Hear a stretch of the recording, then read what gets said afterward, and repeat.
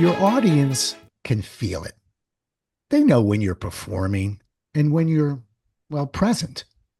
Now imagine what it would be like if you could show up in your authentic, embodied self on stage in a way that builds connection and credibility the moment you begin. Well, we've got a guest who helps leaders align their message with their highest purpose so their presence does the persuading before the first slide even hits the screen. You ready? Let's go.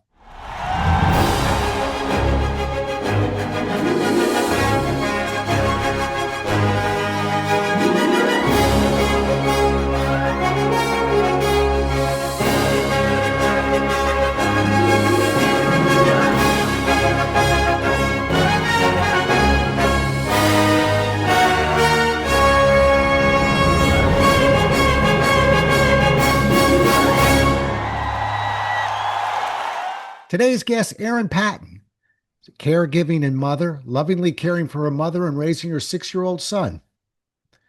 She guides entrepreneurs in building businesses aligned with their highest purpose, and she has a spiritual side, committing to fitness and clean living. Welcome to the show, Erin. Tell us about your journey a little bit. Tell me a little bit about you as a speaker and as a trainer, as kind of a coach, that side of you. Awesome. Well, certainly I've been speaking since I was a little girl. Let me just put it that way.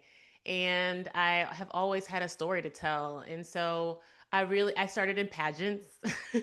I used to do beauty pageants as a little girl. So of course I had to have stage presence.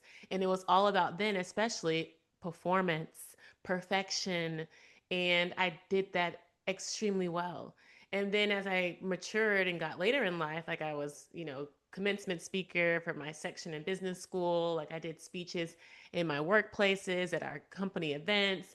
So I was always had the opportunity and also the desire to share my story because I have been going through a lot in my lifetime. And I feel like for me, and really speaking to what you kind of opened up with in terms of people feeling your presence before you even open your mouth, that's the energy. And that's really the work that I do in this stage of my life, where I'm really focused on cultivating myself, developing myself, so that when I do stand in front of people, whether it's in front of family members for a family meeting, a team meeting for my organization, or in front of thousands of people, because I've done commencement speeches even for undergrad as a distinguished alumni speaker, and tens of thousands of people, then these are opportunities for people to really feel you. And what is the saying? I think it was Maya Angelou always says that people may not remember what you say, but they will remember how you made them feel. And so that's essentially what sets you apart from, let's say, a good speaker who's saying something good versus a great speaker like the Tony Robbins of the world, where you actually feel transformed by the speech versus just hearing words. Yeah. Don't you wish, sometimes I sit and I think, I wish I'd come up with what Maya Angelou came up with, because I think it's one of the most quoted phrases I've heard, including on this show. I Yes. would say about every 5 shows we bump into that quote. I Period. just wish I had come up with it, but it's Yeah. beautiful. It's absolutely beautiful. All right. Yeah. Well, you are certainly a very confident person. And I say as a compliment because it doesn't really matter how you really feel right now. You look very confident. And I separate the two because sometimes people go, "Well, Rob, you look very confident." And I'll go, you know, I get a wobbly knee every now and then. I just know how to hide it a little bit better. So we really have won the battle with what we're projecting, and you project confidence. So Yes. with that said, what can others do? And we'll go deep into this, but let's just brush it real fast. What can people do that's fairly simple that would project, confidence and credibility? Oh, that's such a good one. And people may laugh at me. And fundamentally, the confidence comes from your self worth. So many of us are struggling with imposter syndrome or insecurity or self worth, you name it. We may not know it consciously, but certainly are experiencing it in real time every day. And one thing that I started doing years ago that really supported me in loving myself just as I am, because that's really where the confidence comes from. It's easy to be confident when you all made up and pretty, but how do you be confident when you're not made up, when you're impromptu, when you're having to do things where you're not in your best self, as you will, when you have a wobbly knee? You still have to have that confidence, and that's when you have that love and that knowing for yourself. Period. Yeah. And one thing that I did starting years ago, it's so silly, but I would look myself in the eye, would go and get me in front of a mirror, and I would say, I love myself. I love myself. I love myself. And I would say it at least 3 times. And when we start to speak love over ourselves, because we're so used to telling our kids we love them, or our partner, or our husband, wife, our mom, our dad, our aunties, uncles, we tell everybody else that we love them. But how often do you tell yourself that you love yourself? Right. You I would know, venture to say not at all. not now, as a matter of fact, I think we go the other way. And this is really important to me. So I'm so glad you're bringing this up. I think when I say we go the other way, we snipe at ourselves. We think Very we're, and exactly. you know what? It hides. We pretend the brain says, "Oh, I'm just kidding." So how about, hey, stupid, how about find your pen because you're not going to be able to write without one. And you know, Mm-hmm. if I only did that once a month, I'd say okay. But we do that a lot. All And when day. we do it, it starts sticking. Yes. Yes, absolutely. And we have to watch our words. Right, It's in all the holy spiritual texts. We don't need to quote the names of them now, but the power is in the tongue. That's why we're speakers, right? Because right, we're powerful and we speak. So right, why would we not care how we speak to ourselves? right, Why would right, we cast judgment against ourselves all day, every day? Because we aren't perfect? Really? Like, think about it. How would you sound if you said that to your child? Which is interesting because that is how we grew up, though. right, That's why we kind of talk that way, is because our parents and our grandparents were very vicious. right. But today we're so nurturing and kind and considerate of how we speak to others. Yeah. That kindness, that consideration, that nurturing needs to be given to us, to ourselves. I agree. You know that I actually, when I'm coaching people sometimes, and they're struggling making sometimes moral decisions, Mm-hmm. or it's just they can't find their way out. I always say, all right, let's do this. Let's pretend we won't make your child too young. Let's pretend you've got an 18-year-old who's Mm-hmm. asking you this same exact question about how you're going to handle this with a client. Should you tell them this? Do you have to offer them that? What would you tell your 18-year-old if they ask you that? They go, "Oh, you got it's always right there. A good parent." Let's put it that way. And Yeah. so I do think there's some value there. It's just kind of imagining that. Uh, Mm-hmm. one other thing you mentioned imposter syndrome. I when I try and help people, including myself, I think one of the greatest powers we can have is not ignoring the fact that we're anxious. Mm-hmm. It's that knowing that people can't see it. And Mm-hmm. ironically, that makes me more confident when I Mm-hmm. know that people can't see that I'm not feeling confident. Right. But it's important. And I think that we can really help others sometimes when we remind them that, if we're telling the truth, that I know you're feeling all this, Mm-hmm. but you're not showing it. Yeah. You know, it's a Yeah. it's a great way of getting somebody out of their own head. Certainly. And I think that not only is it about getting out of your head, but it's about having that grace with yourself. Because at the end of the day, to build on what you've shared, people may not see your anxiety, but they certainly feel it. And one thing as leaders is that we don't want to walk around in fear. We don't want to carry that anxiety, especially when we're trying to bring others along. We want to feel the truth in what we're saying. We want to feel the confidence in what we're saying. We want to feel the love in what we're saying, because that is what is actually felt by the people around us, and that is actually what makes the word stick. Yeah. So if you're feeling that anxiety, it's really incumbent upon you to look at that energy. Look at those emotions. Look at the thoughts that are attached with that feeling, because that is actually how you get past it.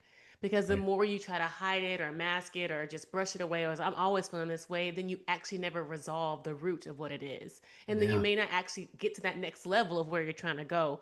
And fundamentally, the work that I do, of course, is about getting to the next stage, getting to the next, upgrade in your offerings. But certainly it's about my soul growth, and it's about my growth in relationship with God. And Right. that's why I'm a metaphysical master. And what I speak and talk about, it's less about the physical and more about the unseen. And the unseen, frankly, is much more powerful than the seen. So if we're feeling something, people may not see it, but trust me, they feeling it. Right. Right. Mm-hmm. I think sometimes, Erin, we try too hard. Yeah. We try so hard, uh, at masking some of these feelings and things like that. Mm-hmm.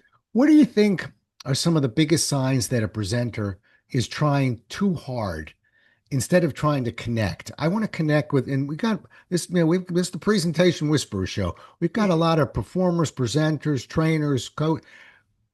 It's a sad little irony, but I think sometimes we show our cards a little bit. What would Mm-hmm. you say if we could do maybe to not give away our hand a little bit that we're trying to connect with others? Mm. It's a tough So one. for me, my connection with others is always through vulnerability. And I know this is something that's frowned upon, particularly in the business world where I come from, where it's like, oh, don't show your hand, don't show them your vulnerability. That's where they can strike, and that's your weakness. And fundamentally, that point that people think is your weakness is actually your superpower. So my vulnerability in the beginning, honestly, maybe it was. Maybe people were able to get at me and make me feel a certain way because they were able to call out where I'm weak. But over time, I've grown so strong and it has such a foundational knowing of myself that by me sharing who I am is my superpower. And that is actually what to me separates the real from the fake Yeah. and the good from the great. Is that when you're able to show up on a stage, and I think Eric Thomas does this really well. He's always talking about how he was homeless and he was broke and he had all these degrees, and like, look at him now. But there are a lot of speakers who, and I've had people even on my podcast who are ashamed to admit that they were bankrupt, who are ashamed to admit that they had to sleep at their friend's couch because they didn't have, the money to pay their rent. But those are actually the stories that separate you from everyone else because that's your experience. And there's so many people in your audience that can connect with that. Maybe they had their lights cut off or maybe they were kicked out of the house. Who knows what people's stories are? And that's what we're trying to do is connect emotionally and build, and this is how it's taught in school, build that empathetic bridge with your audience so they can come along with you and trust you on the journey you're about to take them on. So generally I open up with that vulnerable story at the beginning of my presentation so people can see, wow, she got 2 degrees from Harvard and she went through what? Her sister was murdered, her dad went to federal prison. Oh my God. And she still made straight A's and went to Harvard. Well, yeah, that's why I'm here talking to you. So this is essentially too what gives people that their credibility when you have that vulnerability. Yeah. This is a message that, in a sense, just listening to you, you were meant to give. But how Mm-hmm. does a speaker discover whether their message that they're giving is actually a message that they were meant to give? Because of how it feels. I'm gonna keep Mm, coming back to the feeling. yeah. Because if it makes you uncomfortable, trust me, when I started doing my speeches, I was so nervous. I was ashamed. I didn't want to share. I felt scared that people were going to judge me. I felt like people wouldn't want to work with me. So when you have those feelings, then likely you're on the right path. But which is kind of counterintuitive because you're like, "Oh, I should feel utterly confident about what I'm saying from the very beginning," and that's not always true because the journey, especially the speaker's journey, is like a hero's journey. You have to overcome your own judgment of yourself so that you can be able to share that with the world. So when we love to live in a non-judgmental, loving, harmonious world, well, we first have to cultivate that within ourselves. Yeah. Going back to vulnerability, let me just play devil's advocate I just love for a that. second. Yes. Yeah. And believe me, I agree with being vulnerable. Mm-hmm. What makes me anxious, and I made a career in the financial industry. Yeah. There's a lot of Billy Bob sitting out there. Okay. Yeah. Just there's only so vulnerable I can get. But it's not that I avoided being vulnerable. I just wasn't vulnerable too early. And this is might be a style issue, meaning I wanted to get in, establish a little bit of trust and confidence, and then intentionally become a little bit more vulnerable because who wants to hear a speaker who everything they do is wonderful and they're lucky and fortunate and everything goes their way?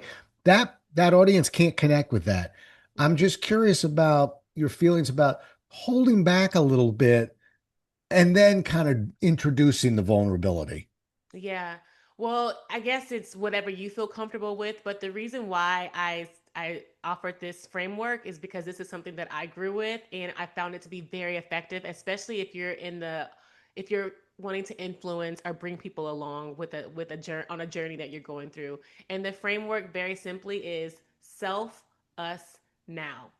And the reason why we open with the self is so that people can see this person is very similar to me. And then you have that us component where you start to share in that vulnerability. So, Hmm. here, Billy Bob, I know you're going through it with your family. Your kids probably hate you right now. My kids yelled at me this morning. But you know what?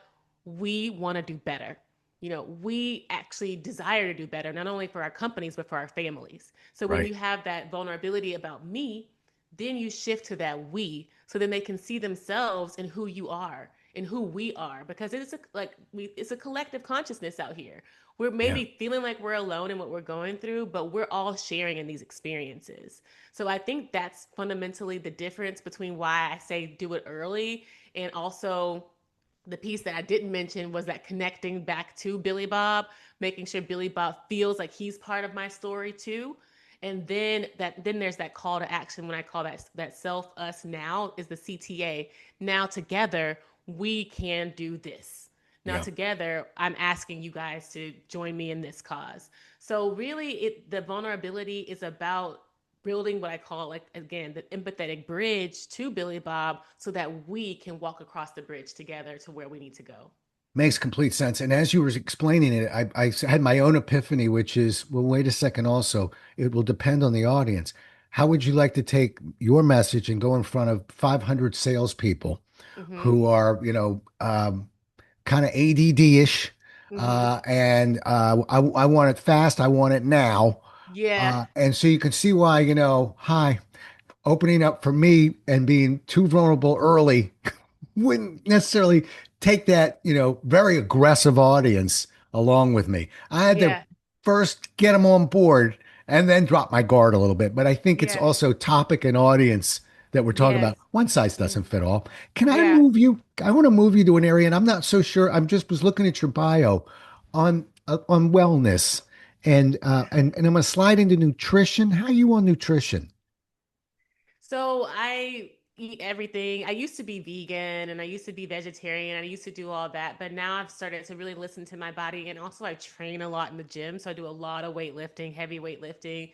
So protein is always like a super focus for me, but the goal is as non-toxic as possible, so as clean as possible. So I've removed like the alcohol, all the things that we even like all the sugary stuff, like even like I eat mostly organic, grass-fed foods, and so it's really about me trying to have the highest quality nutrients in my diet. Okay. And so everything from supplements, I take lots of supplements on a day-to-day basis, and of course, I prioritize. If I do none of those things, come on now, we're still human, especially on a holiday. If I do none of those things, then it's sitting with myself in meditation or watching the sunset by myself or putting my phone on airplane mode, which it is right now too. So, really spending time, quality time with myself is the most important thing you can do on a wellness journey, well beyond eating or anything else you can name, going to the gym, yoga, any of those things is just sitting in stillness and quiet with your breath and no Right. one else. Right. Mm. Okay. I was asking about nutrition because I know that when I was in my 20s and I used to do these flood seminars, 2 days long, actuaries, underwriters, claims adjusters, fascinating group of people, and the amazing topic of flood insurance. But I was in my mid 20s and my goal was every town, and I had a lot of road work. Every town I went in, I had a pizza in every town. Okay. That was called my 20s. Now we get a little bit older, and and I do think that, and I want people who are listening to realize that when you're speaking in the morning, and particularly if you're going to do a workshop, although I doesn't matter if even it's a keynote, when you got to get up there and do your job, you don't want to necessarily put a pizza in there the night Mm-hmm. before. Mm-hmm. So, any thoughts on maybe if we were just trying to stay away from one or two foods, or maybe gravitate to one or two foods for somebody that's going to need. Let's look at it almost like an endurance race, I because that's what agree. it is. Yeah, I agree. So I'm going to run a half marathon. We're just going to Right. call it a workshop. Any thoughts on maybe what we should eat before that? That's such a good question. Because we even in my spiritual practice, even before ceremonies, we even coach people on how they should eat and their diet very similarly, like if you're running a marathon. And the night before, I certainly advise, like proteins, veggies, lots and lots of water and rest. If you can't even if you have to have a pizza, drink water and sleep at least like 9 hours. And I know that's a hard thing, especially when you have nerves and you're traveling and all those things. But I make it a point to just shut it down. And if I can't sleep, I'm lying in the dark. I'm not scrolling on my phone. I'm not turning on the TV. I'm not getting mad at myself for falling asleep. I'm just going to lie there and lie in the bed in the darkness Yeah, because it's so important for the body to rest. And if your mind is racing, just allow the thoughts to go and just keep breathing and speaking life over yourself. Like, it's okay. Like, oh, okay. Like, almost laugh at your thoughts sometimes because sometimes they get crazy in that mind. That right. mind can go crazy, especially if you have nerves or anxiety. And in the morning, I would say treat it like a race, like light. Like I would say either like a smoothie or a juice, lots of water. And I know some people need their caffeine. I'm not a big caffeine person. And just keep it light because you want to be able to be mobile and you want all your energy to be in your in your faculties and not digesting food. Yeah. And so I think having a nice healthy dinner at night and a light breakfast in the morning, like a smoothie or a juice or some fruits and maybe some protein like eggs, is perfect. Yeah. I'm glad you said that. I've been on the road close to 40 years, Mm-hmm. and my wife does not travel with me. We travel all over, just not on seminars.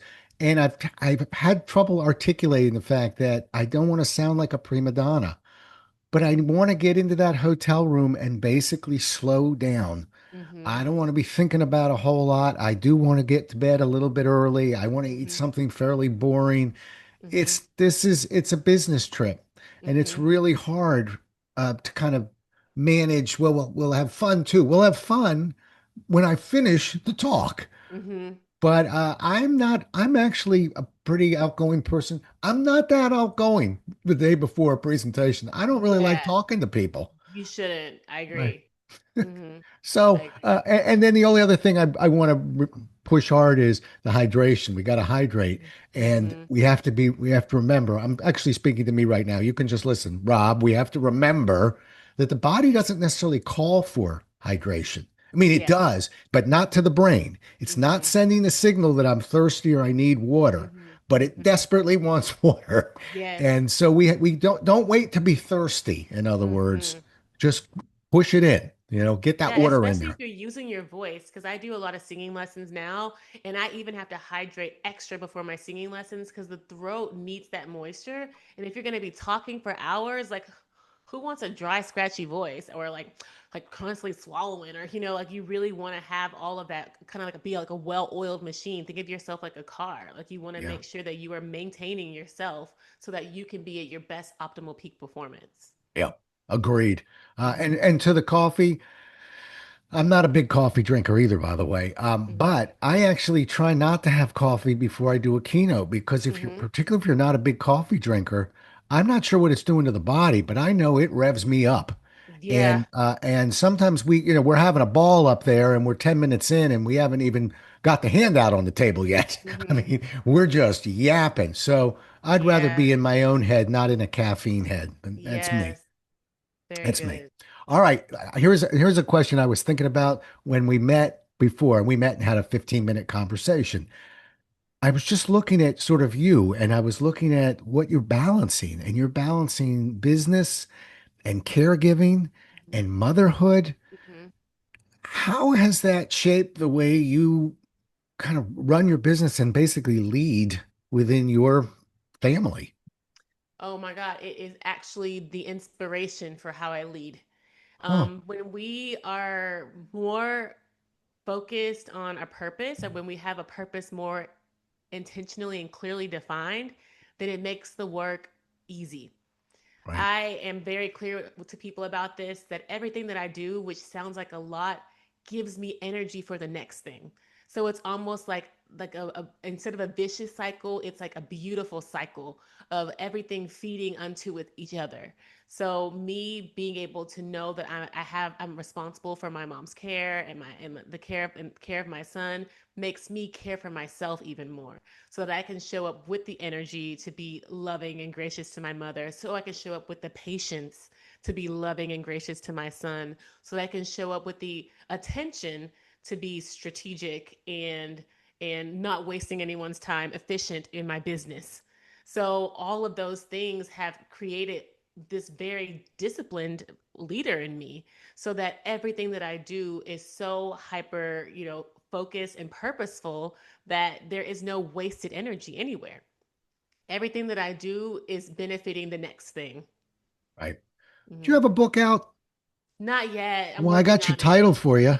What? It's called, I don't know the subtitle. It's, it'll be something spiritual. You'll figure that.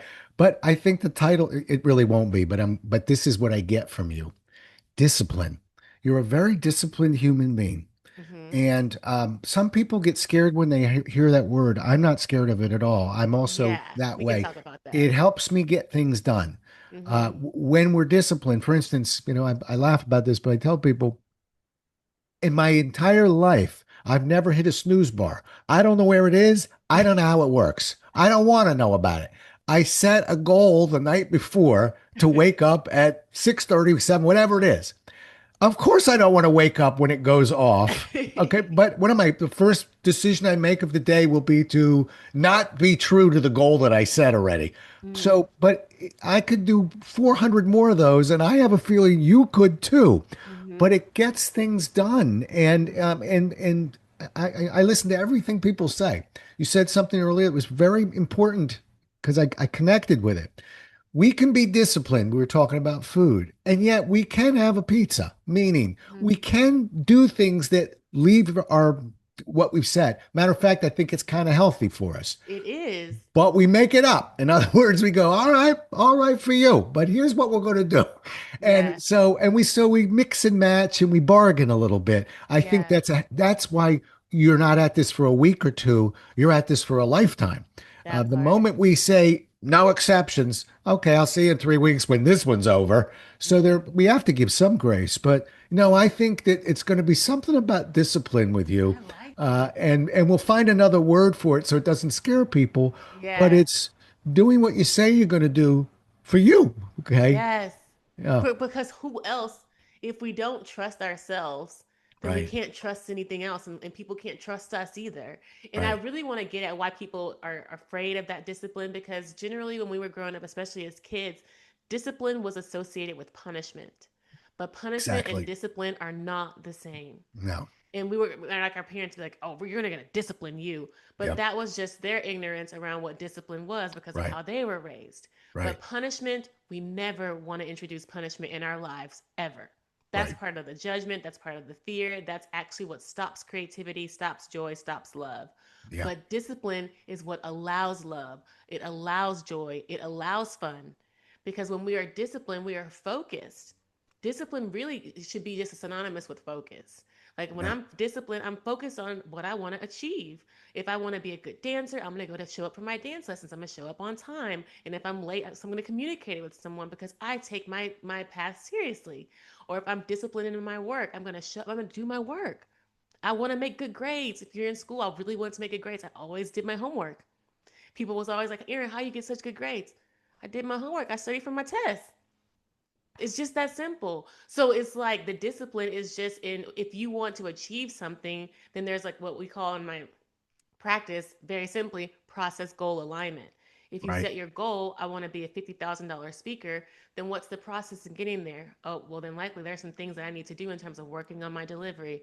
I need to work on work on me so that I can get to that point where people are willing to see the value in what I have to offer at that level. And so, what will it take to get there? Is that discipline. So, well, I was raised by a Marine. Okay. So we understood the one side of the discipline. And that's why I'm so comfortable with the other side. It's just Yeah. commitment. I think you're right. It's just Mhm. let's find another word for it. But Yeah. I think it's if we start lining up successful people, I think you'll see that that this isn't something they're going to go, what are you talking about? And we don't always win, but we don't quit.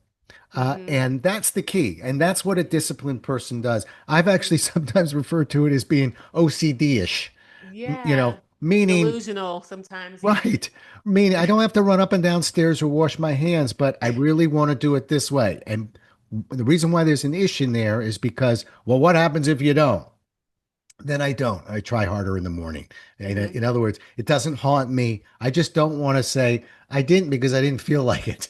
Right. That's we can't use. Okay? So Yes, exactly. And okay, and then I also want to offer the non-punishment thing too, because if you don't feel like it, then you have to honor that feeling too.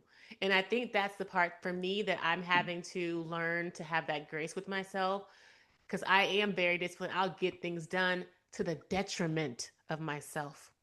So then you also have to be able to set healthy boundaries for yourself. So I want to get this done, but what is it costing me? Am I losing sleep? Am I not eating? Am I weak? Am I tired? Am I crabby? So then you have to start becoming aware, okay, what is it costing me to be disciplined? And then you have to adjust accordingly. So then that becomes it's just a ever evolving relationship and journey with yourself, that discipline journey, because we aren't going to get there right now. And I'm one of those people that I want it right now. And so I have to be really careful about how I approach things. And if I don't feel like doing it right now, honor that feeling. I want to take a nap. I want to have a snack. I want to go for a walk. Erin, okay, do that. Just do it. Do it. It's okay. You can take a nap. But before I feel so bad, or I feel guilty, or it would be a bad thing to just rest for a second. And in reality, it's what my body needs. Because if I kept going, I'm gonna be sick next week. right, right, yeah, So yeah. then we have to find that balance. Right. Oh, I'm connecting big on this. I will tell you, my wife will tell you that I haven't exactly kicked the pizza habit, but I spoke to my doctor and he said, you can have a slice of pizza now and then. And I said, that's not how I operate. I'm not Yeah. having, I said, how often could I have pizza till it's coming out my ears? And he said, like I was crazy. He went, how about once every 4 months? I went, okay. Wrote it, and I have it on a calendar as to when I can have my next pizza. But it's discipline. It's discipline. All right. Yeah. Last And question. grace Yeah, too. And yeah, honoring your desires. I agree. I agree. Hmm. All right. If somebody listening right now has a presentation, wants to feel more grounded, more real, um, what would you tell them to take away from today's show? Give them one thing that you'd say, hey, if you remember nothing else from the conversation we had and you want to feel more grounded, remember this. What would it be? I would go back to how we said about speaking kindly to ourselves. Yeah. I would just remind that person before their speech, before their presentation, the night before, whenever, to go in the mirror and say, I love you. I believe in you. You're doing your MF motherfucking thing. You're doing your thing. You're enjoying your life. You're having fun, and actually mean it when you say it. I think it can start as just rhetoric and words, but when you begin to start meaning those things that you say, like, I can't tell you how much in my days I'm just like, oh, I love my life. Oh, I'm having so much fun. Or I love myself. I love you, Erin. Like, I'm almost like, it's become like part of my just like language to myself and conversation with myself.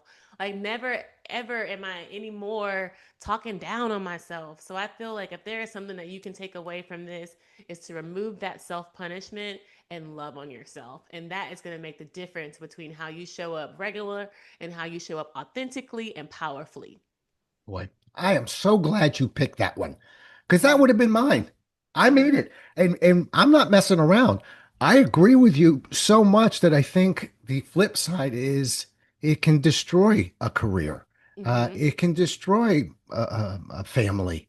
Mm-hmm. And I've always thought that the easiest way to be believed is to tell the truth, which Yes. means if anybody's listening right now and they're saying, I want to feel that, but I'm struggling to feel that, Mm-hmm. uh, then there's therapy. There are other ways around this, but let's get to the bottom of this because if you can Yes. solve this one, Yes, Boy, the world is your oyster. that It's part. really open. And on top of that, it's a practice. Yeah, Just like everything else in this life, just like your business, just like medicine, just like yoga, it's a practice. And it's some days you're gonna be better at it, and some days you're not gonna be good at it. yeah, Because life is constantly throwing you challenges. Like this is the school. Life is the best, school offering that we could have as souls. yeah. And every day the challenge is how can I show up in this moment with love and compassion for myself, and that love and compassion for yourself will immediately be radiated out to others. Perfect. By the way, I've got a saying for you that I think you'll like. It's a sports Okay. one. Came from the Washington Nationals 2019 World Series manager. But the whole Okay. season they had this motto, and it was real simple. Go 1-0 every day, which means today we're going to try and win this game. We're going to do everything we can win it. And we're not going to win every single game. There's 164 of them. But tomorrow, we're going to have the same goal again. If we don't win today, we're not going to beat ourselves up. But the goal for tomorrow is not the day after and the day after that, just 1-0 every day. And it really, I think it grounded that team. And I have a mug with it on there that's got that saying on there because we don't win them all, but we can scrub up and go 1-0 tomorrow. That part. Yeah. All right. How do people get a hold of you? Oh, okay. Well, people can find me on social media at I am Erin Patten. And the best way to actually get in touch with me is go to my website, erinpatten.com. And you can shoot me a message there or via email, Erin at themetabusiness.world. And that's my company, the Meta Business World. And it's just a blend of metaphysics and business and how we can bring more of that energy, more of that aspect to our world. So I'd love for people to reach out to me there. Well, you're bringing that energy here, and I can feel it, and I appreciate that. And Mhm. just for those of you who are trying to spell that, Erin Patten, it's Erinpatten. So, Correct. and she keeps an eye on her LinkedIn file as well. So you can reach Yes. out to her on LinkedIn. Is that okay if they reach out on Yes, LinkedIn? of course. Okay, Hmm. good. But I just want to thank you for a great conversation and really making me think. And this is part of the presentation world too. If we go up there with the kind of confidence that we're hearing today, boy, whatever that message is, even if it's flood insurance, trust me, it'll go down just fine for that audience. Anyway, Yeah. thank you so much for being on. It's been great talking to you. Thank you so much, too. It's been an honor to be here. I appreciate that. Well, we'll do it again as well as we can next time, everybody. Until then, stay safe. Thanks so much for listening. If you enjoyed today's show, please follow, rate, and review on Apple, Spotify, or wherever you listen. For more resources and to connect with Rob, visit thepresentationwhisperer.com.